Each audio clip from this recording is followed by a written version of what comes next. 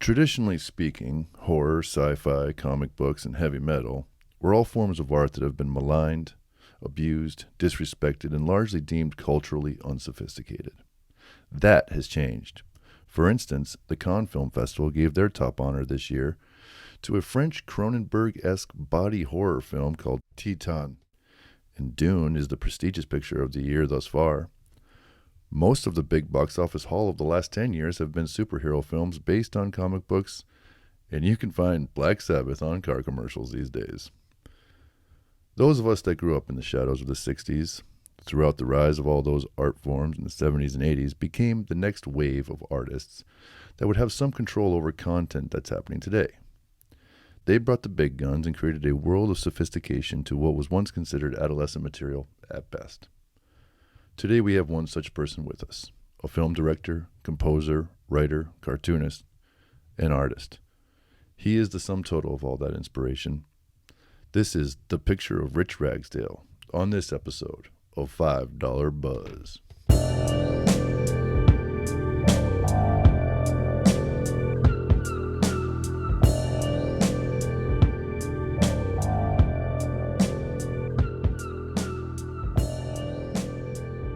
Hello, ladies and gentlemen. Welcome back to another edition of $5 Buzz. I am your co-host, Roger Mayer, out in Los Angeles, California. Also here in Los Angeles and West Hollywood, my boy Pete Liska. How you doing, brother? Hello, Roger. How are you? Doing fantastic, fantastic. And as always, out in Connecticut, our man with the plan with the microphone stand, George Cursar. What's going on, brother? What's up, guys? We're just a few days away now from Halloween, and I got to tell you, it's windy and it's just got that vibe in the air. It's like Halloween is here, and it's going to be fun, man. It's on a Sunday, so looking forward to some drinks and walking around the neighborhood, and yeah, stoked.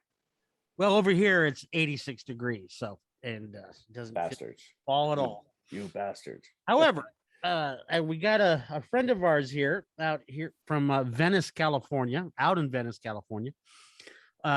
This gentleman has done quite a bit of stuff. Everything from a music composer, film editor, a director, he's an artist as well, with which we call it is a prolific artist. You know, drawing, sketching, doodling, usually in an exaggeratedly grotesque style reminiscent of the EC comics. He did one last year that during the pandemic and during Trump's last year in office that we'll talk about that too. Anyway, without further ado, I just want to introduce quickly my good friend Rich Ragsdale. How you doing, brother? Howdy, boys. What's up, man? Welcome. Yeah, and thank you for joining us, Rich, today. And if I could just go down just a quick list of credits, if you don't mind, Rich. I know you don't like being all talked up, but our boy composed for the King of Queens and According to Jim, movies like Eight-Legged Freaks and Big River Man and Mechanical Man. He's scored all of his own movies, composed music for video games like Fight Club and Aliens versus Predators 1 and 2.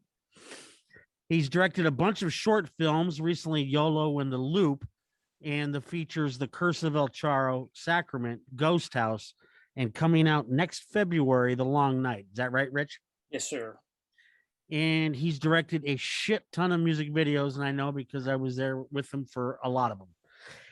Tina Guo, Avicii, Lenny Kravitz, The Sword, POD, Theory of a Dead Man, Echo Park Social Club, Blues Traveler, Daniel Sky, Chevelle 311, Hotel Sex, Ritzy Kotzen, and Adrian Smith. I know you like that over there, Mr. George Cursar. Yeah, man, I got some of his vinyl records right here. Rich, I'm sure you're familiar with some of these guys. Peace of Mind, I'm Killers, very familiar. Iron Maiden. Killer. Adrian Smith on both those records, by the way. And yeah, man, that must have been pretty cool. Yeah.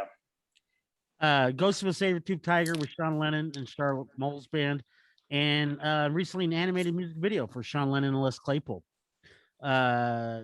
So, I mean, that's, he edits almost all of his stuff, and he has a near encyclopedic memory for all things horror films. So, my man, Rich, tell us what's been going on. I just finished my most recent feature, The Long Night. that'll be coming out early next year, probably in February. It's, they're still, the distributors are still playing around with the release date, but And it's a horror film. Can you tell us? it is a horror film. Yeah, can you tell us a little about it, Rich? It stars Scout Compton and Nolan Funk with Jeff Fahey and Deborah Carr Unger. And it's it takes place in the South. We shot it in South Carolina.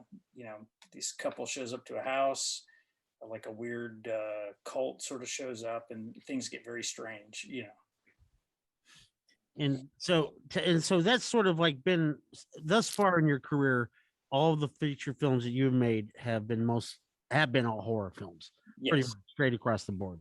Yeah. And didn't you work on another one simultaneously? Isn't there another one that's been sort of out there in the works?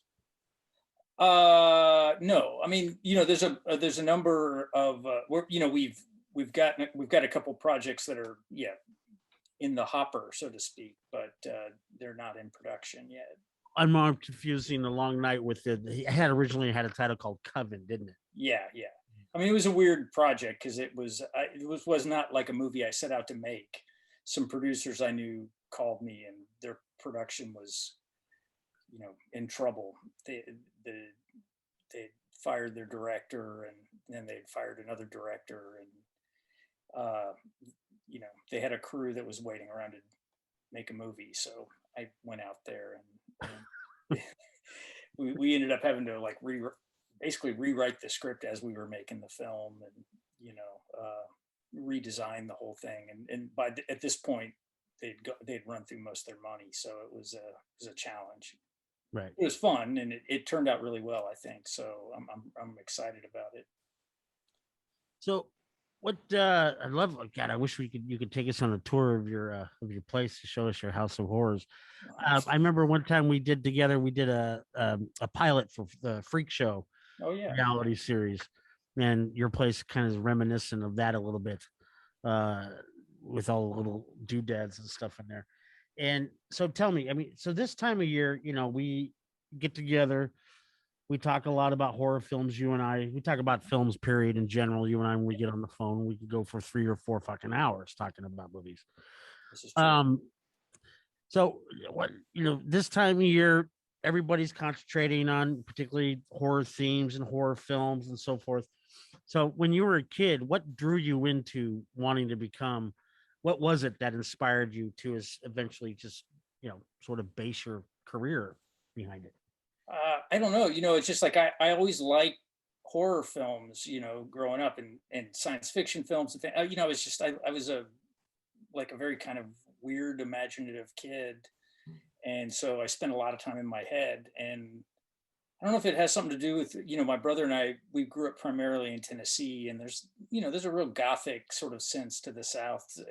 I don't really know where it came from. I just always have had kind of a dark aesthetic. I mean, that said, I mean, I like comedies, and I like, whatever Disney films or whatever, but it's like, for some reason I just was always drawn to horror films. Yeah, I mean, we had an impassioned argument or a discussion about Nomadland as much as we've had about any film. So what was the thing that let you know that was it for you, though? I mean, did you see it? Was there a movie or something, or a literature or a comic book or something? Yeah, it's hard to say. I don't know. Just like I think it was, like watching. When I was a little kid, we didn't have cable, so I saw all my horror movies on like UHF channels. And the late night Friday night monster movie double feature. Exactly, all that kind of stuff, and back then, like the UHF channels weren't that regulated, so they'd show stuff sort of uncensored, and I was probably way too young to see some of the movies I saw, but I don't know, I just loved them. It's really, it's hard to pinpoint like one specific thing that got me interested in it. I had cousins that were older than me. They really liked like Famous Monsters of Filmland magazine, and they were really into stuff like Alice Cooper and Kiss and stuff like that. And that was all kind of scary. I don't know, it's just like I I think there were just a lot of things in the ether around around me when I was a kid that just kind of drew me into this stuff. And monsters are just more fun anyway. So, you know, like especially drawing and stuff. It's just, you know. Mine hit me around 1979 when I had an older. My parents were moved away, and my dad's best friend's son was 10 years older than me. Mm-hmm. The one that had all the famous monsters books, the beginning of Fangoria, and you know, he just started showing me Texas Chainsaw, Dawn of the Dead, you know, blah blah blah. Just went down a rabbit hole of like horror movies. Now, I loved all movies before that, right? I was Apocalypse Now was my favorite movie, but it was him when he took me to a double feature of Eraserhead and Night of the Living Dead at a retrospective theater that I think really put the fucking hook in me. And I know that you have an appreciation for both those movies as much as I do. Yeah. Yeah, no, I mean, both of those movies were really had a huge impact on me in different ways and at different times in my life. But you know, it's funny actually. I rewatched a movie last night on Blu-ray that it was probably one of the most formative experiences I had with a movie as a kid, if that makes sense. So it's like, Sure. so it was The Incredible Shrinking Man. Yeah, I remember.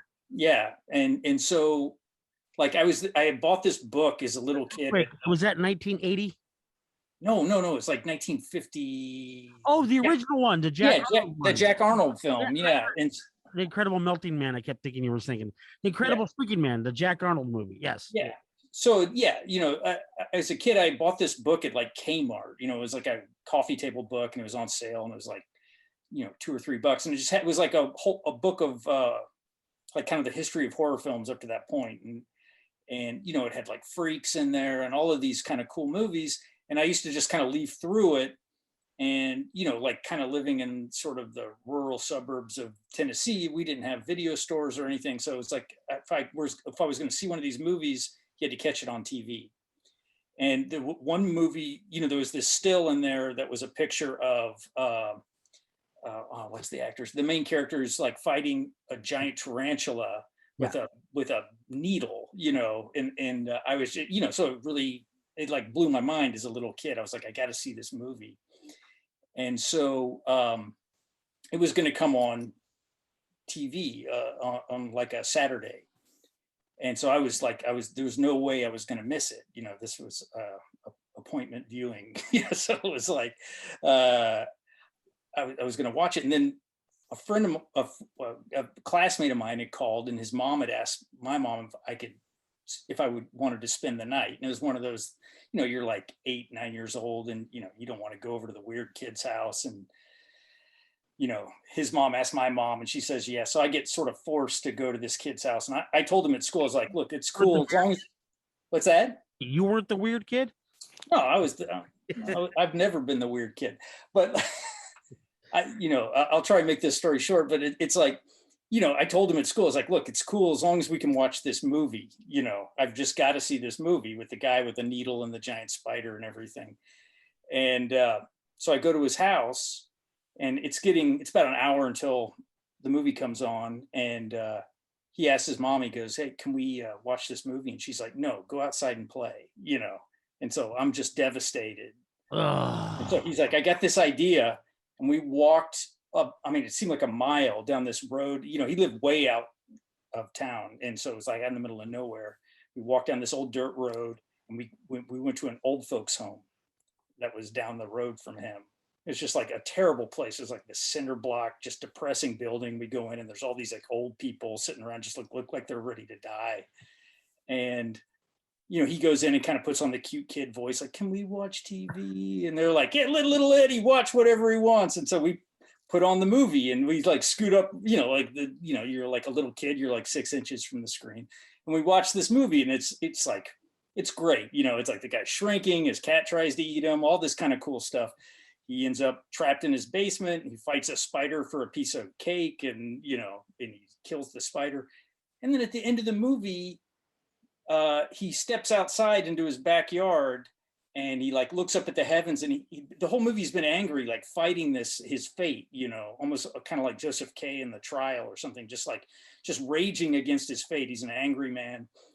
And then the very end of the movies, he steps outside. He shrinks so small he can fit through the mesh of the screen that covers the basement window. He steps into his yard, and it's like a jungle. And he looks up at the sky, and he sees the universe, and he basically just accepts his fate that he's going to shrink out of existence. And it's just like I'm surrounded by all these people who are just about to die, and I see this guy who's just, you know, this movie about this guy who just accepts his fate. And I had like my first existential crisis, and my mind was just blown.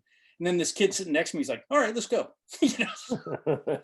Wow. Sorry, that was a long story. But No, that was awesome. Yeah, that's a hell of a story.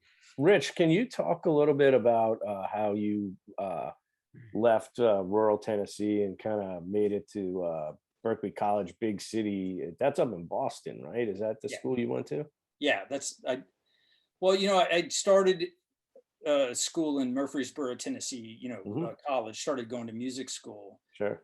And then I had on vacation, I met actually one of the professors from Berkeley, and he was like, "You should apply," because I wanted to do film scoring, and they had at that time their program was new. And so I applied, and actually my classical guitar teacher, he had gone to Berkeley for his undergrad and wrote me a good letter. I got in, you know, and it changed my life, you know, really. It was really great, you know, to get away from kind of the South and kind of a smaller, I mean, at that point we kind of moved, you know, we were living in like Nashville proper and stuff. It was, you know, but yeah, it definitely, you know, I just, you know, it was just a progression kind of, I don't know if that answers your question, but yeah, I was just curious what it was like going to that school, because I know a lot of very well-known and accomplished musicians go there, and you know, it seems like a lot of these really talented people are attracted to that place. So just for like, you know, the average person, or you know, what could you speak of on that institution? Did it have a big influence on you, or was it more just like, it's just a school and I'm trying to get through? Well, I mean, I'd always been a terrible student growing up. And so it was like I was finally in school for something I actually wanted to do, you know. And so it was like I actually excelled. I did pretty well at the school. And Berkeley is a great place because it's in Boston, and it's a very like vibrant town, and a lot of young people because it's a college town. Plenty of colleges. Lots of colleges. Yeah. And then, but also Berkeley in particular is a very international school. So, you know, I had friends from like Greece and, you know, the Czech Republic, and, Japan, all over really. I mean, just, and you just mingled with all these people, and you all had this thing in common that everybody was a musician and very passionate about it. And so it was a great place to be, and it really opens your horizons. How many of you were into Penderecki and Motorhead? Yeah. You know, I mean, I think that there's a lot of crossover there. No, but that's where I discovered shit like Penderecki. You know, I mean, I had a lot of life-changing moments in, you know, going to music school, you know, because you get exposed to a lot of stuff that you wouldn't normally run into outside of academia, I guess. You know. And as a composer, do you prefer orchestrations or electronic music? Do you prefer, I mean, is there a preference, or is it just what fits the picture? Well, I mean, you know, I think for me, yeah, I mean, whatever, you know, I don't have a specific preference. I mean, I like my personal preference for writing is, if I can, I like to use an orchestra. It's a big sound, and you get a lot of people playing. It's very exciting. It's a lot like kind of production, because you have to record a lot of music in a very short period of time, and it's expensive, and it's, you know, there's a lot of pressure. So, but it's also kind of fun to work with that many people. But, you know, I mean, like some of my favorite film scores are like the John Carpenter score from Escape from New York, you know, or Howard Shore's score for the movie Crash, you know, the David Cronenberg film. Yeah. So Didn't Carpenter also do Halloween? Yes. And it just was made me thinking as you're talking about the horror movies, is that one of the major elements of horror movies like Halloween, and I'm thinking of like Friday the 13th, but like the strings, it's a really important part of the movies. those type of movies. So was that something that you always were building towards after, maybe college, and you wanted to, did you have a certain sound that you wanted to correlate with the films? Well, like Raj was talking about, there's a composer named Penderecki who was a Polish composer that is kind of best known for his music from like the 60s, and it's very avant-garde orchestral music. And his music was used famously in movies like 2001 and The Shining, and I think a little bit in The Exorcist.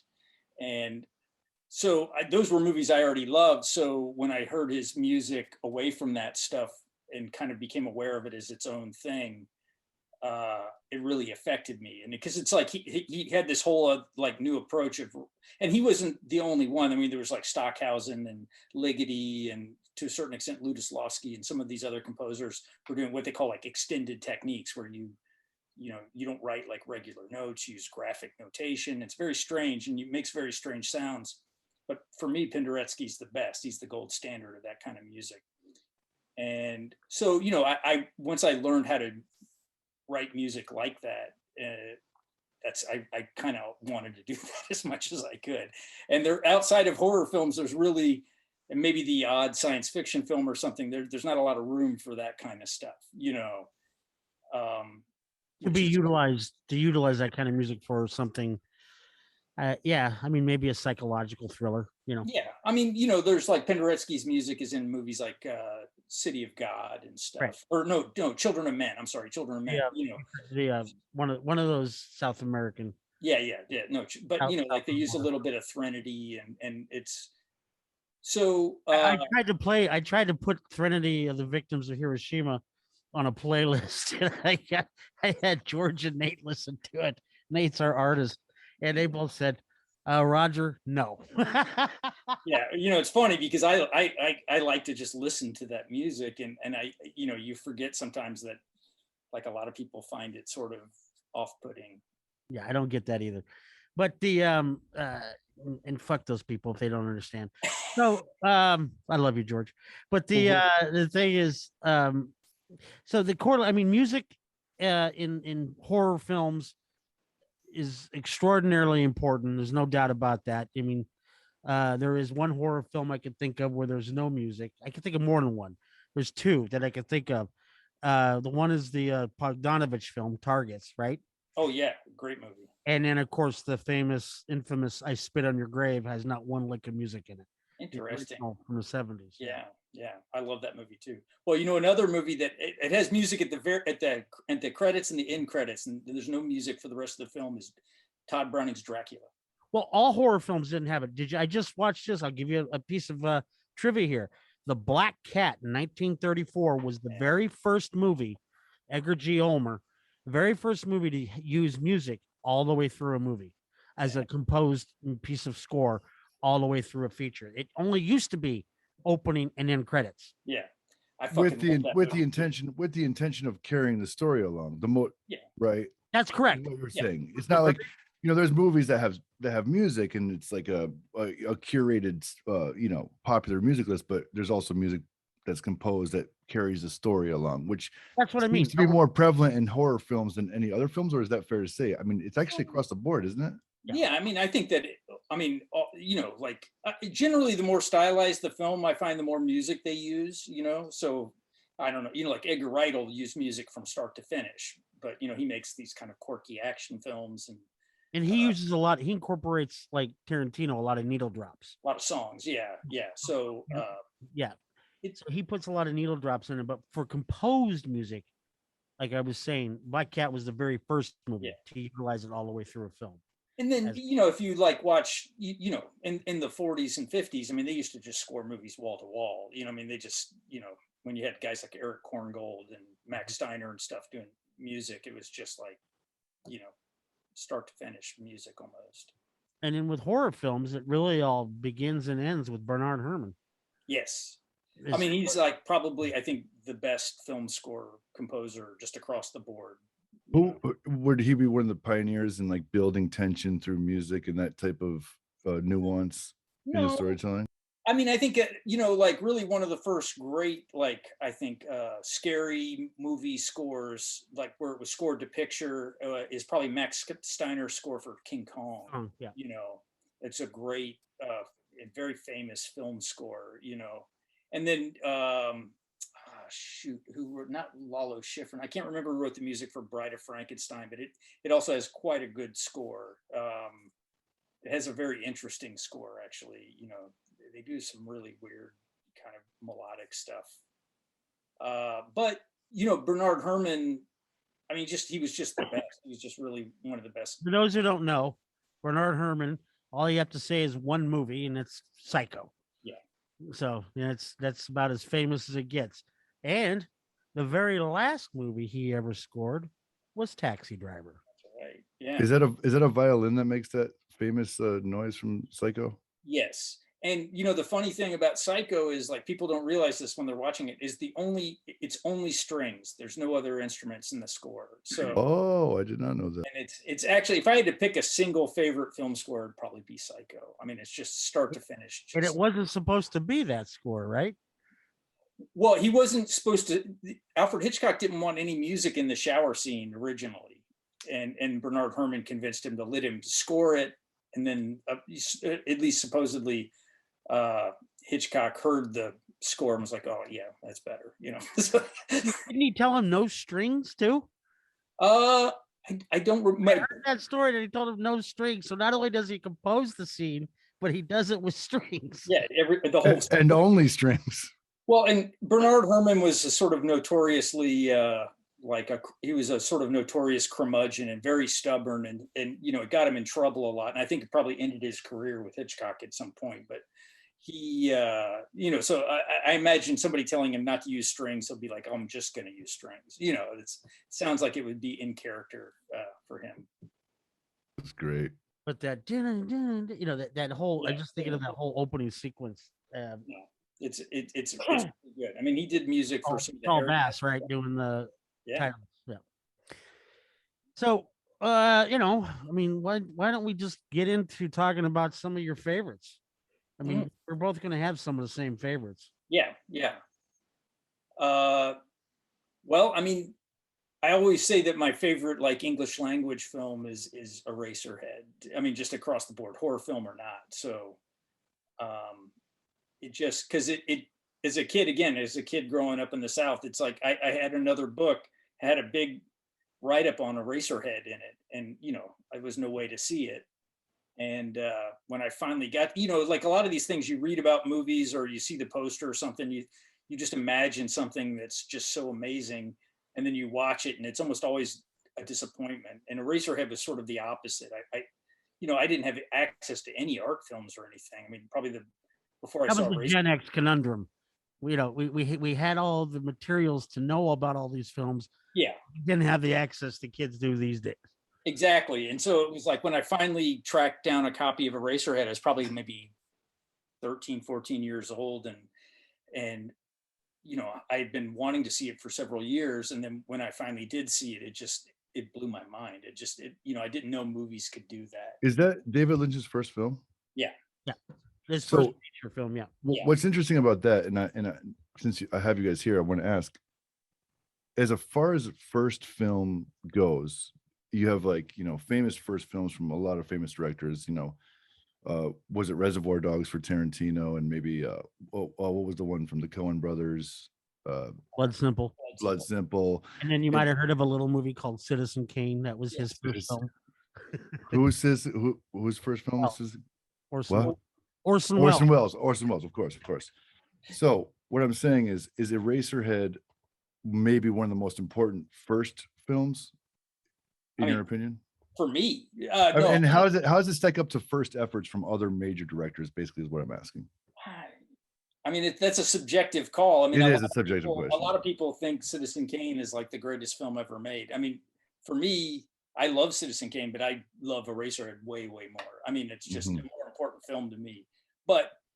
And I think kind of like Citizen Kane, for me, I mean, David Lynch has made consistently many, many great films, but he's never made a movie as good as Eraserhead again.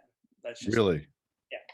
Well, that's interesting because you could argue that, you know, the Coen brothers went on to make better films Oh, I think so. than Blood Simple. And you could argue that, who else did we just mention? Tarantino went on to make better films. Yes. Yeah. So, and yeah, exactly. So that alone gives David Lynch some interesting. Soderbergh came out of the gate with Sex, Lies, and Videotape. Yeah. That's right. Yeah. Although The first debut film to win the Palme d'Or. Stanley Kubrick started with Fear and Desire. Fear and Desire, yeah, which is maybe not his best film. Yeah, film that he tried to bury until, in fact, it didn't come out until after he died. Yeah. Is Well, Blood Simple the movie with Billy Bob Thornton and they're like trying to like there's something going on and like the You're thinking of a movie called A Simple Plan, directed Simple by Plan. Sam Raimi. Now it's funny; those are all cousins. I mean, Blood Simple, those filmmakers are kind of cousins with the Coen brothers. They all kind of came up around the same time. In fact, most of the editing for Sam Raimi's first film, Evil Dead, it was Joel Coen helped him edit some of that movie, and there's a camera gag in the Evil Dead that the Coen brothers and Barry Sonnenfeld stole in Blood Simple. That's where the camera's rushing at the camera really fast at 100 miles, or rushing towards its subject through the house really fast. Can you refresh my memory on Blood Simple? I know I've seen it. Blood Simple is 1984-85. It stars Frances McDormand in one of her very first roles. Yep. That's where she met Joel Coen, in fact. Yeah. And it has Dan Hedaya, and I forget the actor's name. He was in The Fly. He's the one who gets all fucked up at the end, who plays the boyfriend of or the anyway, he's in it too. And then it's a film noir about a guy who tries to hire somebody played by Emmett Walsh to kill his wife because she's cheating on him. Okay. And just Goldblum. Jeff Goldblum. No, Jeff Goldblum was in The Fly. You know what you just said? No, the guy who plays the husband in, or the boyfriend bartender in Blood Simple, played Gina Davis's boss, who gets all fucked up at the end of the movie. Like where he pukes on his ankle and stuff. Yeah, and his ankle disintegrates. And you know, I know we're going off on a tangent, but Roger, one other movie that I like that they made, The Hudsucker Proxy, was a good film. Yeah, which they did with Sam Raimi. With Sam Raimi co-wrote. Yeah, I mean, their movies are so diverse, and I really about use of music as well. Yeah, except for, and we've said this, I've said this before, the Big Lebowski. I love all of them except for that one, man. I don't know why. I'm not a big Lebowski fan either, and I really can't stand their version of the Lady Killers, and I do not like Indecent Proposal. Not Indecent Proposal. The fuck is that one? One with George Clooney, right? And Catherine Zeta-Jones. Oh yeah, that was terrible. Yeah. That was not a great film. I can live with all the rest. And they continue to, I'm looking forward to Joel Coen on his own and this Macbeth coming out, man. Come on now, with Denzel Washington. Wow. Black and white, and Frances McDormand as Lady Macbeth. Come on now. I just rewatched The True Grit a couple of days ago, actually. Their version, it's solid. Oh, dude, so good. So good. I loved it. It's funny that Jeff Bridges was nominated for Best Actor for a role that won John Wayne his Oscar. Yeah. Go figure. So we're going to take a quick break right now, I think, Rich, till we go to the bathroom real quick, and we'll be back in 2 minutes. Okay. Ladies and gentlemen, we will be right back. Hey, we have a quick favor to ask. We want to get the word out, and the way to help is for you to subscribe to us on either Apple or Spotify. And it would be really huge if you give us a rating and a review. Much love. Thanks for listening to us today, guys. We really appreciate it. If you like, subscribe wherever you get your podcast, follow us on YouTube, hit the subscribe button, that little bell, leave us a review. It helps people find us. So we appreciate the support. We're just trying to make the signal a little louder. We're back here with Rich Ragsdale, and in addition to working on a lot of films, he's also spent a lot of his professional time working on music videos. Rich, I know at the top of the show we talked a little bit about Iron Maiden. I was a big Iron still am a big Iron Maiden fan, and one of my favorite Iron Maiden songs is "Wasted Years," which was written by Adrian Smith. And I tell people, if a lot of people are maybe put off by the artwork or like the heavy metal vibes of Iron Maiden. I'm like, if you listen to one Iron Maiden song only, I would say it's "Wasted Years." And I know Adrian Smith wrote that song, and I know you worked on at least one music video with him. And what was it like as a fan to also work with a guy like that on a professional level? Well, we met Adrian a while back through some mutual friends, and he's always been very nice to us, and his wife in particular is very friendly with us, and so he's got this new project with Richie Kotzen, who's another sort of shredder guitar guy, and they called us up and we did a video for him, and it was kind of a bummer because it was in COVID, and so we shot Richie Kotzen here, and then I had to like show a production team in London how we shot it, and the tricks we were using, and then they shot Adrian. I edited it. So then I was kind of bummed about it because I didn't get to actually work with Adrian. But then a couple months later, he came over here and we did another video with those guys, and and it was kind of, we shot it more like a band, so we got to, like I said, we've known Adrian for a while, but it was really fun to get to like work with him. And I'm like you, when I was a little kid, I really was into Iron Maiden. Yeah. And it just seems like what he's doing with Richie Kotzen is like really not like Iron Maiden at all. I mean, at least what I've heard, it's very different, right? Yeah, it's more like kind of, kind of like a Stevie Ray Vaughan type vibe to it. Is that fair? Yeah, it's like a straight ahead kind of blues rock kind of thing. Yeah, and they which throw is cool. a little bit of like prog kind of stuff here and there, but it's very very straight ahead for the most part. Yeah, Just your standard rock and roll. Yeah, standard rock and roll. So Adrian's he's one of those guys. He's always, if Maiden's not touring or recording, he's doing something like that. He keeps himself busy.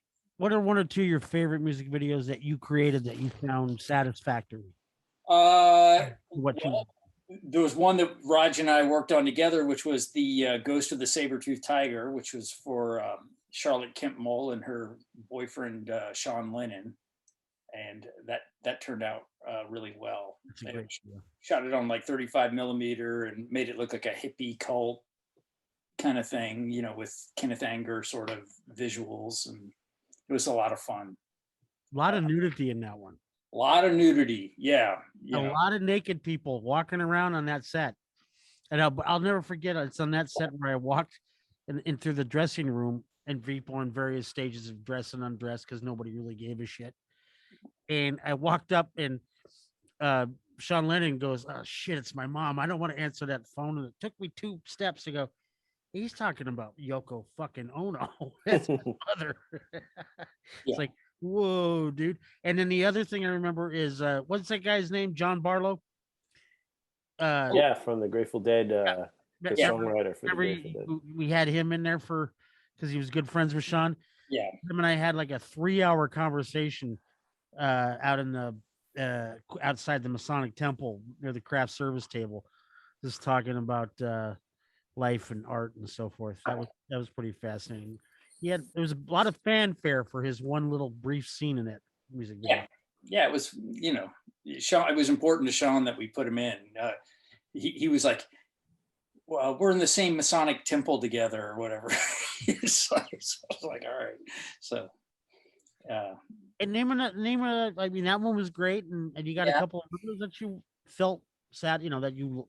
I mean, there's been a bunch that I thought turned out well. I mean, I like doing narrative music videos, so they're kind of like little mini short films, and we did one for a band called Theory of a Dead Man, which was kind of, we did a play on Shirley Jackson's The Lottery, the short story. I'm in it.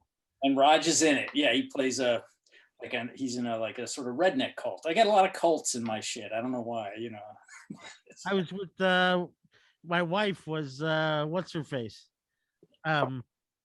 Our friend Olivia Barish, Oh, Olivia Barish. Yeah, that's right. the lead actress from Repo Man, Oh man, yeah. was my wife in the. I got a question about the music videos. So music videos, you know, as a component to a band's, you know, repertoire and their success is important, but where does it stand now? Because it seems that there seems to be less of a budget for these types of things, and it doesn't seem to be that artistic thing that attaches to a really cool band that it was in the 90s or maybe even prior to that. I mean, it really was a cool way to express for a band to express themselves for a bit, but now it seems like, is that a necessary component anymore? I mean, it's kind of it. We're in a weird state. I mean, the music industry in general is in a weird place because with streaming and stuff, nobody makes any money, so everybody makes most of their money off of touring.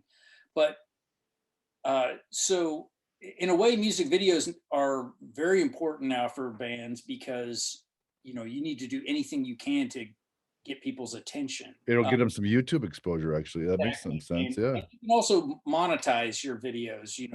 If they start doing well, you'll make money off of them if you can start getting in the millions of views and stuff. And so they are very important for bands, but at the same time, because the bottom has kind of fallen out of the traditional music industry. There's not a lot of money for most bands. Most bands don't make a lot of money, and so the videos you have to do them really on the cheap. The labels aren't paying as much anymore. I mean, you're not seeing things like, remember Tool would come out with those incredibly produced videos, and they'd looked at it as an extension of their own art, And also the guitarist Adam Jones was special effects artist. He worked on Terminator 2 and some other films of that era. But yeah, I understand what you're saying, of course. And yeah, some of the larger acts, the budgets for those things must have been pretty impressive in like the 80s and 90s, right? Like those Aerosmith videos, they were like film productions, weren't they? The big artists still have big music videos too. Yeah.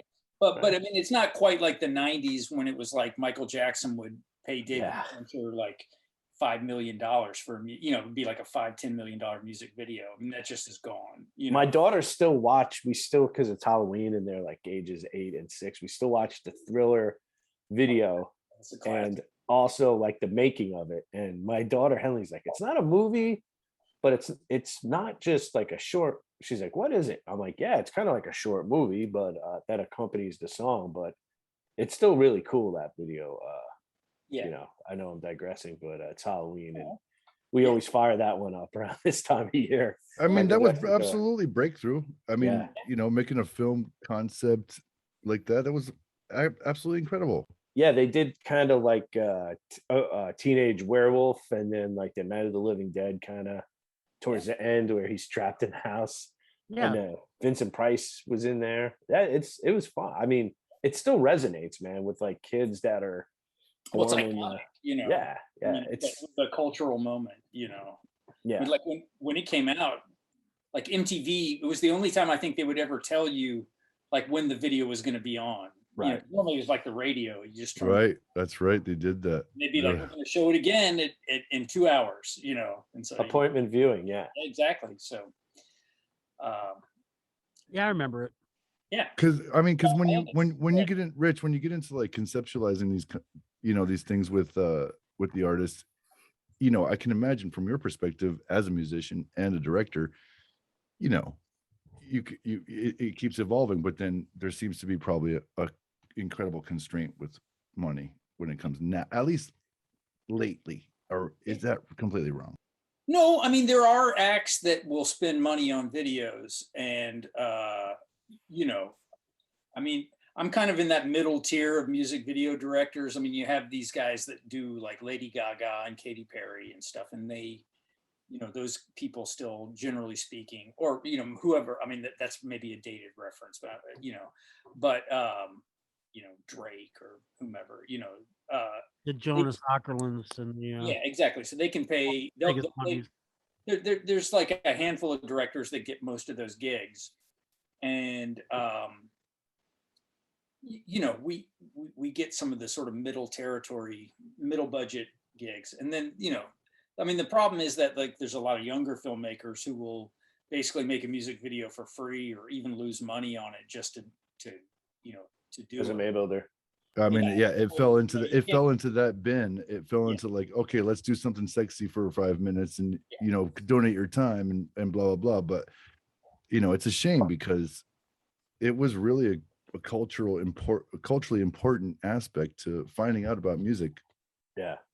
You Um, guys remember, sorry, Roger, real quick, there was a pretty prolific, I think, video director, Anton Corbijn. Do you guys remember him? yeah, He used to work with like Depeche Mode and yeah, those type of guys, but he also directed a film, Roger. I'm pretty sure I'm getting this right. 3 O'Clock High. Do you remember that film? 3 That's O'Clock not. High. No, that's Phil Janau. Yeah, is it? Okay. Yeah, Phil Janau directed that. But did Janau, was he involved in music videos as well? Yes, he was. He did. Okay, that's where I'm getting my wires crossed. He did a bunch of stuff for like the he did Rattle and Hum. Yeah, The whole right. That's what I'm thinking of. Yeah, Rattle and Hum. And I always loved that fucking movie, man. I love 3 O'Clock High, and I feel like it does not get the love that it deserves, Roger. Buddy I'm sorry Revell, to hear that. I'm sorry. classic film villain. 1987 was a rough time for that because they'd already done Back to the Future almost 3 times. They've already done, Yeah, you know, that Spielberg sort of lifestyle was on its way out the door. yeah. It kind of had the Ferris Bueller kind of feel to it, but not quite. That's what I mean. It was on the back end of those kind of growing. What's it? Rites of Coming of passage, age. Yeah, coming coming of of age. male white centric coming of age in suburban high Jeffrey school. Tambor had a role in that film. Yes, he did. Yeah. And But he- this is not a 3 O'Clock High episode. Pete, no, I'm no, sorry. I'm glad. You ever seen 3 O'clock High there? Dude, I can't get through it. I can't get. I just can't do it. I cannot Really? do it. I can't Really? do it. Yeah. Pete, I think you owe it to yourself to give it one more shot. Sorry, Rich. Anyway, I've never seen 3 O'Clock High. I'm sorry. you don't have Me you're not either. missing anything. You're okay. Rich, well, now you know what you're doing when you Yeah. get off this recording. It's in the queue now.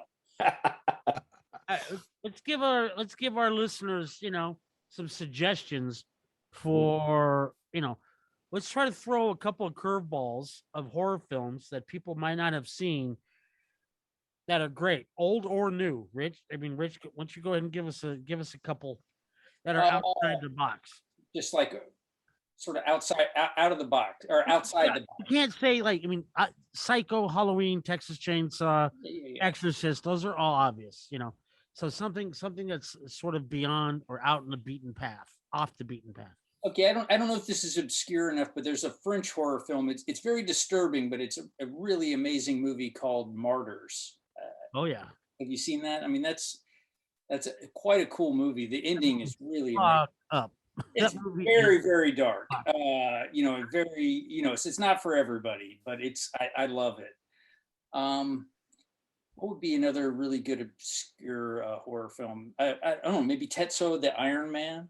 So the Iron Man's fantastic. Fantastic, It's, right? About a guy who starts growing body parts made out of metal. Yeah. Yeah, I mean that's the best way I can describe it. It was a brief period of cyberpunk filmmaking out of Japan. Yeah. I mean, I think it was probably the first real cyberpunk kind of film, you know. That's right. You know, and it's really, really great, you know. Let's see, what would be another While you think of that, I just want to say, I find it amazing that the parallels between horror fans and metal fans, actually. Yeah. There's a unpretentiousness in both genres in their respective thing that exists, and it makes a lot of sense for a horror fan to enjoy metal. If I may say, that's an observation I'm getting from this whole conversation. Fucking nerds. I will also say the thing about the guys, generally speaking, the guys I meet that make horror films and the guys that are like metal musicians that we work with, they're the nicest guys. They're actually the Oh, nicest, sweetest guys. Like, absolutely. we work with these pop artists and Absolutely. stuff, and they're just annoying and they're terrible.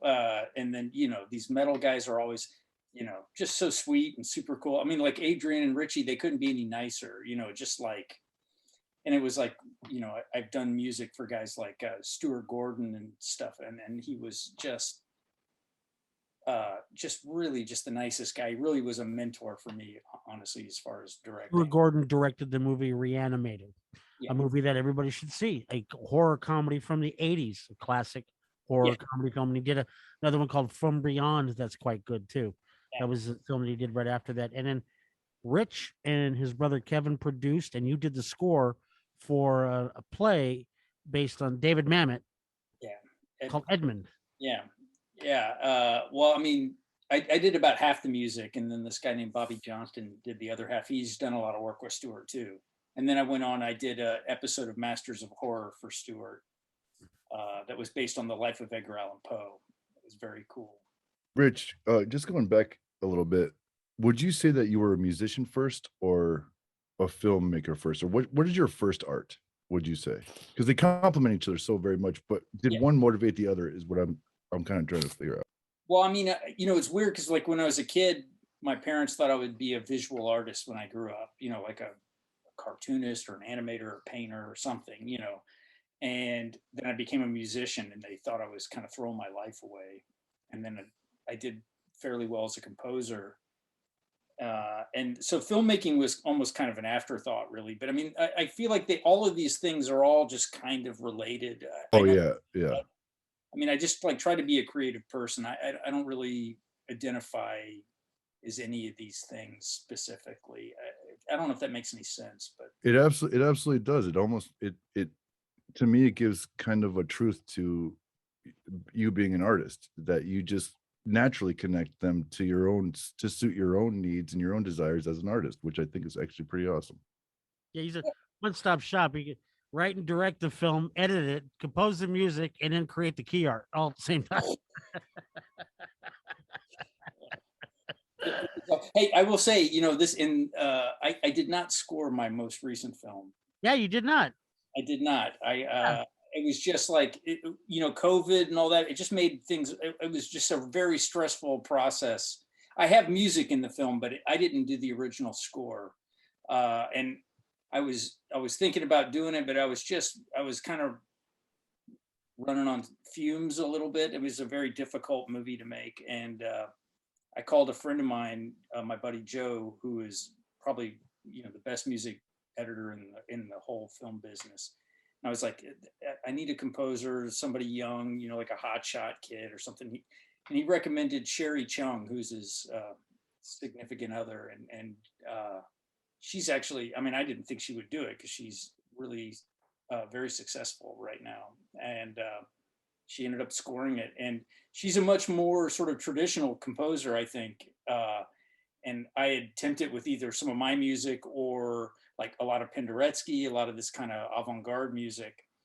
And I think the tension between my personal music aesthetic and hers, which is more melodic and kind of maybe more Hollywood, created this kind of hybrid score that's sort of somewhere between these two worlds, and it's I think quite good and really elevated the movie. Well, that's kind of awesome, because I was just going to ask, like, how is it? I mean, does it intimidate you or her that you both are a composer, or do you fall into this awesome collaboration, which is, I mean, that's great. I mean, you answered the question, but that's excellent. Yeah, I try not to micromanage her. You know, it's actually something I learned from Stuart Gordon. You know, like a lot of times you work for these directors as a composer, and they're just like, they just say a bunch of dumb shit, or they'll be like, I don't know, could you make it more brown? Or, you know, they make these arbitrary changes to things to feel like they're putting their stamp on it. And it's, most of the time it doesn't really make a difference one way or another. It's just, you know, when you're not a musician, you're handing over a big part of the creative sort of shape of your film to somebody else. And so, you know, I think people try to like impose, you know, just to feel like they're controlling part of this process. They give you a bunch of notes that don't always make sense, or, you know, and so a lot of times actually make it worse. And so one of the things I learned from Stuart Gordon was like, for him, it was just right or wrong, you know. And like, for example, when I did this episode of Masters of Horror for him,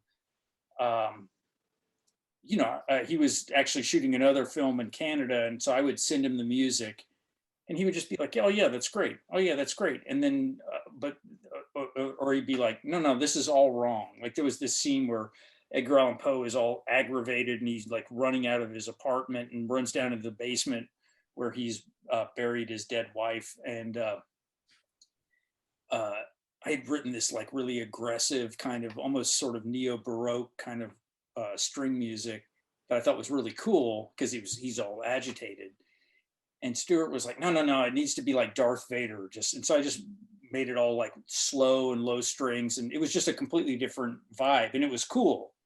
But it was for him, it was just right or wrong. You know, it wasn't like it didn't like, at this one, can you just give it a little tinkle to, you know, and it's stuff that's going to disappear under sound design and stuff later anyway. So I tried to kind of take that approach with this, where there were 2 or 3 cues that were sort of maybe problem moments where we went back and forth a lot, but you know, it was either right or wrong, you know, and we had a lot of discussions up front about the approach. And, you know, I had to kind of sublimate that kind of composer thing where it's like, you want to get in there and just micromanage stuff. And because, I mean, she's incredibly talented. And so it's like, you know, she did a great job and it just wasn't, it wasn't helpful for me to go in there and be like, you know, like let's modulate a half step here or something, you know. It was not. I mean, I just love to hear that, and I love that message that, you know, when you collaborate with people, and you know, maybe it speaks to your directorial experience and your music experience that you have, and the story you just told, you know, it's right or it's wrong to let that happen. But I can imagine that it's very tough when you have a skill set that you're working with someone that has a skill set where notes and thoughts and stuff changes, but you have to trust the process. And it's a fascinating side of the business, if you ask me. Yeah, well, it's like, I mean, I've edited a lot of stuff in my life, but in my career, but you know, I work with an editor on my features. The same editor has done my last 2 movies, and it's because he'll basically tell me you know, he'll call me on my shit and stuff, and just be like, you know, you're fucking stupid. You know, it's like, do it this, you know, and we butt heads, but you know, it makes for a better movie, you know, I think. Yeah, that's Jay Gartland is the Jay Gartland. Yeah, it's a good takeaway. It's right or it's wrong. Yeah, it's really, that's a great takeaway from this. I love that. Yeah. One last thing before we start to close out here, Rich, as we're getting down to the end. One thing we didn't really discuss, you know, over the last year and a half, you've been really just piling on a lot of these comic book covers. Yeah.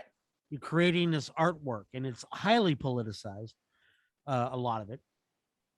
And I mean, can you tell us a little bit about the inspiration I know you've always been, like you even said, everybody thought that you were going to do as you were a kid. So I've known you've always been an illustrator, an artist, you know, working various, you know, pencil, ink, whatever. You put something in your hand, you're drawing. It's just no matter what way it goes. But why specifically have you? I know why your love of EC Comics, and you could talk a little bit about that. But what inspired you to adapt EC Comics to the modern era? What was? I mean, well, I mean, you know, like, look, I mean, you know, the thing is, like, nerd culture is very ascendant right now, and so it's like I was doing these, you know, during the Trump era.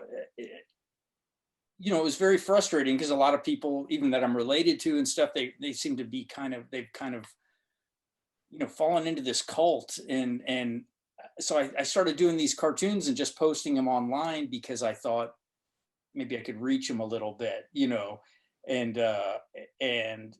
but I used the kind of old timey comic book cover thing because I thought it was just a funny way to kind of get the message out, you know, and it's very grabby, I think, right now. Like, and so, you know, like I did this one where it was the Incredible Sulk, and it was like Trump like tweeting, and you know, and then it went kind of viral. Like Bette Midler fucking tweeted it, you know. It was kind of it was pretty cool. But and it was all around, a lot of it was around the election or leading up to the election. It was just kind of, I don't know, trying to do my part, I guess, you know.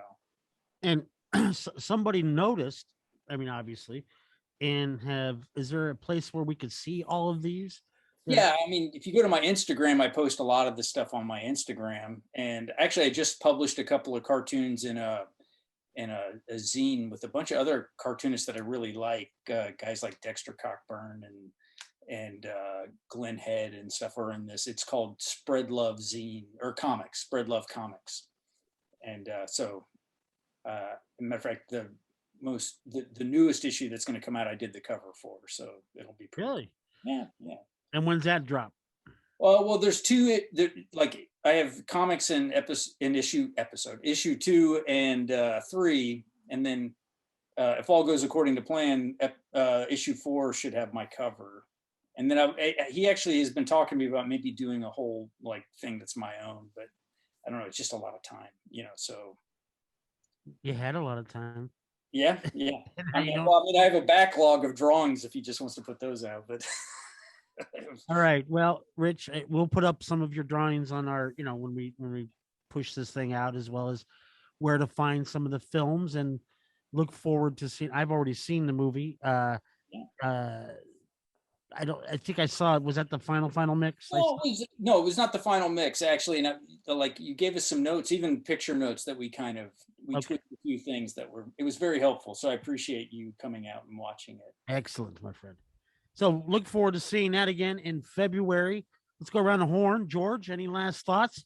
Yeah, Rich, I appreciate your time. And I was looking at some of your artwork, and the one that I really got a kick out of was the Giuliani one. And I can't, if you follow what that guy's up to, like the last couple of months, I mean, it's got to be the most bizarre behavior I can remember. I saw something where he might have been, they thought he was living in like LaGuardia Airport. He was like at a restaurant shaving. I mean, have you followed any of his what he's up to? I think he gave a speech on 9/11 and the guy was loaded. He was like near blacked out, and it's so fucking bizarre. I never liked Giuliani, like forget about his association with Donald Trump, being a New Yorker, and wow, he must have inspired you for a lot of that type of artwork. I mean, it is to me. I mean, the thing is that like with all the Trump stuff, I mean, it's almost so kind of cartoonish and clownish that it's almost hard to lampoon because it's so strange. It writes itself. Yeah. It almost writes itself, but it's very easy. I mean, sometimes you feel a little bit like, when you're doing these cartoons, like you're kind of punching down, but whatever, I don't mind. I'll punch down.